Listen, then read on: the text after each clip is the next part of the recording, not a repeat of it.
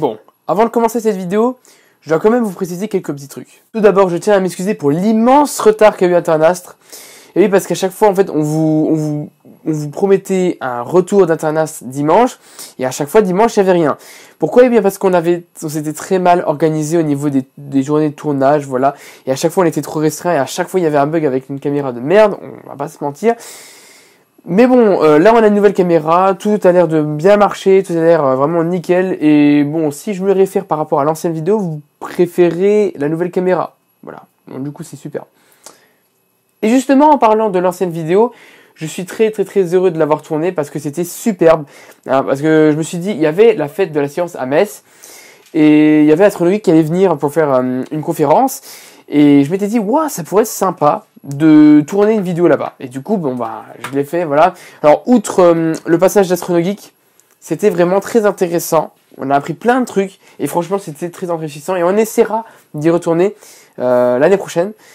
Et pour parler d'Astronogeek, on remercie énormément la sympathie d'Astronogeek. Vraiment quelqu'un qui est hyper sympa en vidéo et en vrai.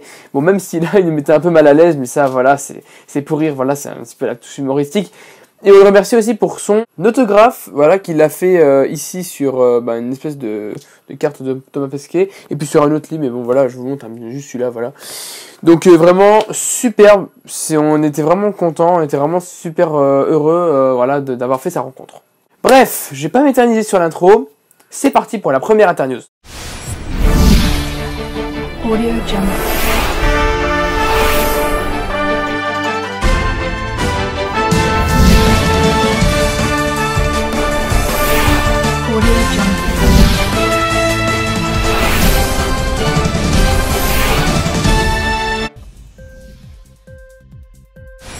Bonjour à tous, ici Hugo de la chaîne Internastre et bienvenue pour cette première internews. Au programme, un lancement spatial chinois reporté, puis nous allons parler du ballon spatial de l'entreprise aéronautique Thales, et enfin nous verrons les news que l'on a sur la sonde spatiale indienne qui s'est posée sur la Lune. Alors on commence maintenant. Peut-être que peu de monde le sait, mais la Chine projette d'envoyer une sonde spatiale dans l'espace. En fait, la Chine avait déjà envoyé 2 stations spatiales auparavant dans l'espace, Tiangong 1 et Tiangong 2. Mais celle-ci ne pesait que 8 tonnes, alors que celle dont on parle pèse, ou du moins pèsera, 65 tonnes. Bon, ok pour les caractéristiques. Mais pourquoi parle-t-on de ça en ce moment?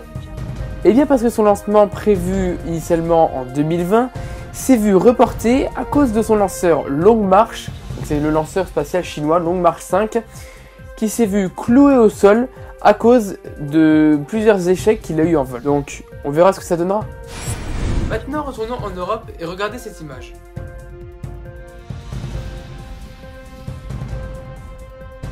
Je suis sûr que cette forme vous est familière. Et non, il ne s'agit pas d'un retour des zeppelins allemands des années 1800.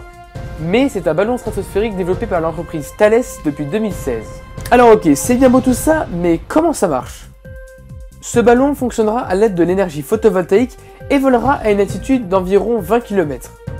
Et sa spécialité est que celui-ci fonctionnera de la même manière qu'un drone. Alors juste, en disant drone, ne pensez pas qu'il aura la même autonomie que celle de votre Mavic, hein.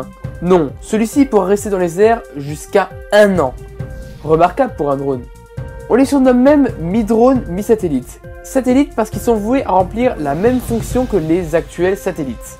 Sauf que les stratobus de Thales coûtent beaucoup moins cher que nos satellites. Alors qui sait? Peut-être que les stratobus de Thales vont remplacer nos actuels satellites? Mais bon, tout cela c'est pour plus tard. Le seul que je peux vous dire, c'est que le premier lancement des stratobus est prévu vers 2022-2023.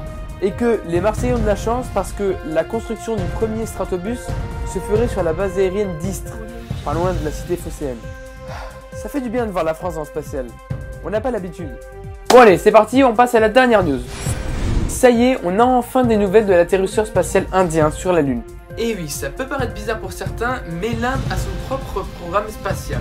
Même si la population, niveau richesse, tout ça, c'est pas top. Mais bon, elle a un programme spatial. Mais vous vous en doutez bien, un programme beaucoup moins économiquement puissant que celui de la NASA ou celui de l'ESA. Et surtout, un coup dur.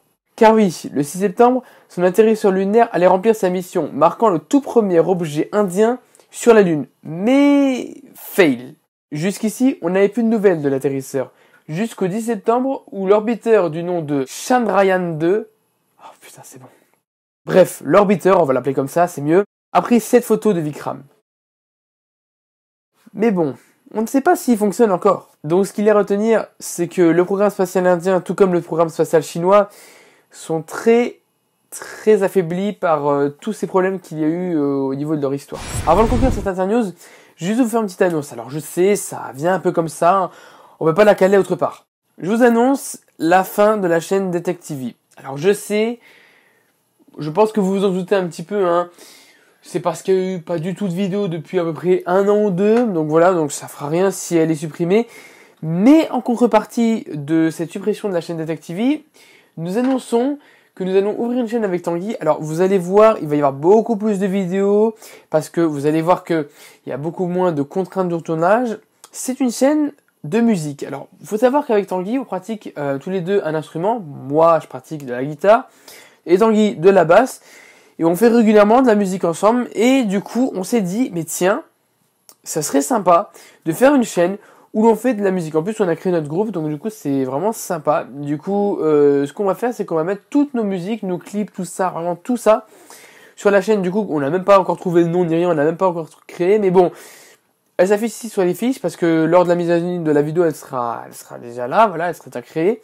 Donc je vous invite tous à vous abonner en masse à cette chaîne, poursuivre eh bien nos musiques, et puis on a encore le projet d'une autre chaîne, mais bon, ça on vous en dit pas plus. Voilà. Bref, je vous laisse, et puis bon, à dans 2 semaines sur Internet.